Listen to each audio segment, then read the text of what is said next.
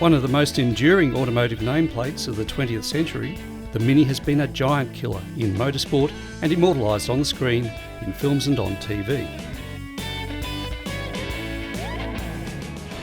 But the Mini started out as a frugal small car developed at a time of fuel shortages in Britain. Designer Alec Issigonis was handed a brief to develop a true car that was also small and fuel efficient, with none of the austerity of bubble cars. Issigonis chose a transversely mounted engine at the front for the new car. The engine would drive the front wheels, unlike most of its rivals. Mini's integrated powertrain occupied just 20% of the total cubic volume of the squared-off body, delivering what was a remarkably roomy cabin for such a compact car.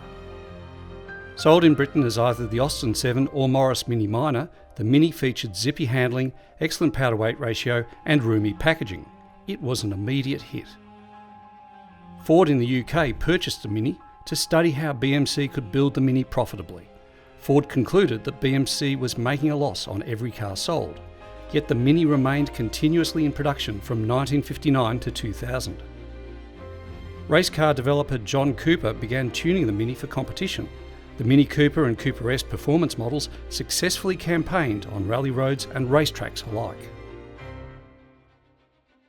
In the early 60s, Mini assembly commenced at BMC's Australian plant at Zetland in Sydney.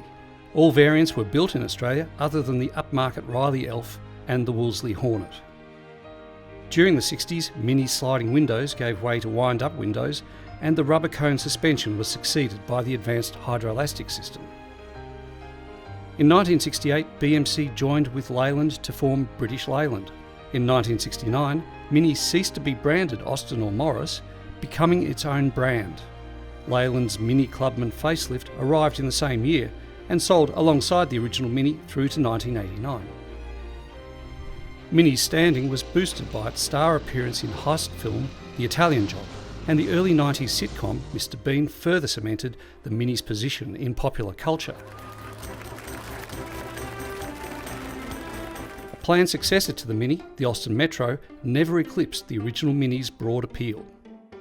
Despite Mini's popularity, British Leyland collapsed in 1975 and was nationalised by the UK government and renamed BL. In 1986, the corporation became Rover Group and was sold to British Aerospace in 1988. BAE on-sold the group to BMW in 1994. BMW broke up Rover Group in 2000 but retained the Mini assembly plant at Cowley in the UK. BMW reinvented the Mini brand and launched a new, larger model that shared nothing with the ADO 20 Mini it replaced. BMW revived the Cooper name for its new Mini just a year after the death of John Cooper. High-performance John Cooper Works models were also introduced. BMW and Peugeot collaborated for the engine that powered the second generation of Mini, appearing in 2006. Mini's first SUV, the Countryman, burst onto the scene in 2010, followed by coupe and roadster models in 2012, and the Paceman a year later. In 2014, the third generation new Mini was launched, sharing its platform with BMW models like the X1 SUV and the 2 Series Grand Tourer. The 3-door hatch was followed in 2015 by the Clubman and the 5-door hatch. In 2016, the range was completed with the launch of the Countryman SUV. With the introduction of the UKL platform, Mini ended production of slow-selling models.